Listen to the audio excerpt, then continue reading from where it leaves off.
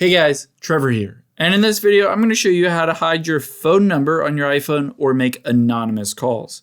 Now head into the Settings app on your iPhone. There are two different ways that we can hide your phone number. One is in the settings. So open up that Settings app and let's scroll down to the bottom.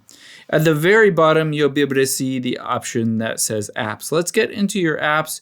And all we need to do from here is to go to your phone settings. So just scroll down from here and find the settings for your phone. There it is, right under PayPal. Now within here, we have the ability to turn off the caller ID. Sometimes this shows up, but sometimes it doesn't depending on your carrier. I'll also show you a second way to be able to do it easy. So let's scroll down from here and you can see show my caller ID. Now, if you're in here, all you need to do is toggle this off. And now you can start making calls and no one will be able to see who is calling them.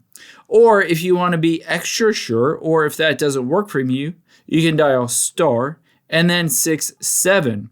After you've dialed star 67, you can start just dialing their number,